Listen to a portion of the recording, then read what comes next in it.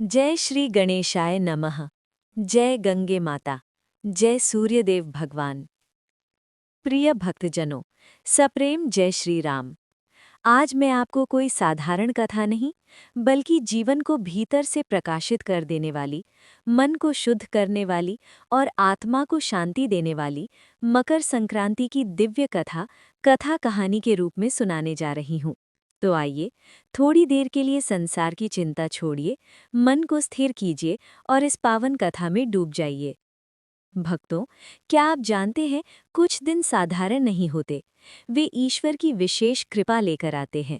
मकर संक्रांति भी ऐसा ही एक दिन है, जिस दिन सूर्यदेव अपनी चाल बदलते हैं, दक्षिणायन से निकलकर उत्तरायण होते हैं। कहते हैं, जिस दिन सूर्य उत्तरायण होते हैं, उस दिन अंधकार हार जाता है और प्रकाश जीत जाता है। इसीलिए शास्त्र कहते हैं, इस दिन किया गया स्नान, दान और तर्पण सहस्र गुणा फल देता है।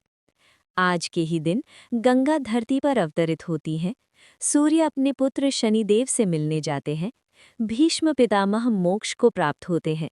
बताइए भक्तों, जिस दिन इतनी दिव्य घटनाएं घटी हों, वो पर्व साधारण कैसे हो सकता है।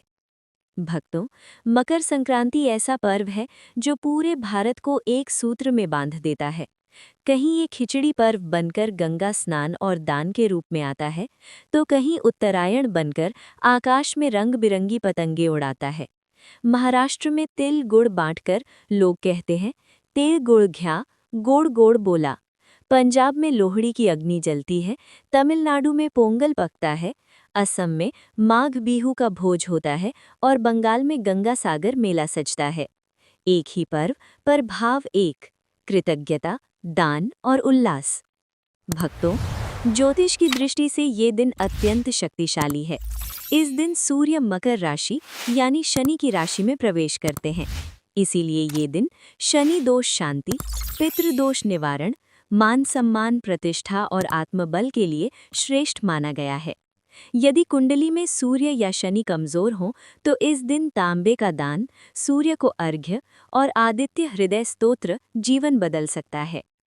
अब भक्तों, आपको मैं ले चलती हूँ एक ऐसी कथा में, जहाँ धैर्य, तपस्या और भक्ति साक्षात ईश्वर को धरती पर ले आई।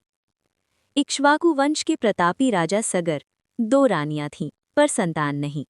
हिमालय की बर्फीली गुफाओं में राजा ने कठोर तप किया। तब महर्षि भृगु प्रकट हुए और वरदान दिया, एक रानी से एक महान पुत्र होगा, दूसरी से 6000 पुत्र। समय बीता, अश्वमेघ यज्ञ हुआ। इंद्रदेव यज्ञ अश्व चुरा ले गए और उसे कपिल मुनि के आश्रम में बांध दिया। अज्ञान में डूबे सगर के 6000 पुत्र कपिल मुनि पर दोष लगाने लगे। भक्तों, तपस्वी का क्रोध अग्नि बन जाता है। कपिल मुनि के तेज से सभी पुत्र भस्म हो गए। तब अंशुमान ने चरण पकड़े। मुनि बोले, इनका उद्धार तभी होगा जब गंगा स्वर्ग से धरती पर आएगी। पीढ़ियां गुजर गईं, पर भागीरथ ने हार नहीं मानी। उनकी तपस्या से ब्रह्मा, विष्णु और महादेव प्रसन्न हुए। महादेव ने गंगा के वेग को अपनी जटाओं में थामा और जब गंगा धरती पर उतरी तो सगर पुत्रों को मोक्ष मिला। कहते हैं भक्तों, ये दिव्य घटना मकर संक्रांति के दिन ही हुई थी। भक्तों, ये कथा सिखाती है कि अहंकार नहीं, करुणा धर्म है। सूर्यदेव के तेज से संज्ञा देवी कष्ट में थीं। छाया से जन्मे शनिदेव को सूर्यदेव ने अनजाने में स्वीकार नहीं किया। पुत्र का हृदय दुखा, वैर बढ़ा। पर मकर संक्रांति के दिन सूर्यदेव स्वयं अपने पुत्र से मिलने मकर राशि में पहुंचे। शनिदेव ने काले तिल अर्पित कर पिता का स्वागत किया। सूर्यदेव बोले, जो इस दिन तिल दान करेगा, उसके घर कभी अभाव नहीं होगा। अंत में भक्तों, महाभारत के भीष्म पितामह शरशैया पर लेटे उत्तरायण की प्रतीक्षा करते रहे। जैसे ही मकर संक्रांति आई, उन्होंने देह त्यागी और मोक्ष को प्राप्त हुए। इसीलिए कहा गया, मकर संक्रांति मोक्षदायिनी तिथि है। भक्तों, यदि कथा ने हृदय को छुआ हो, तो भाव से कमेंट लिखिए और बोलिए, जय गंगे माता, जय सूर्यदेव भगवान, हर हर महादेव।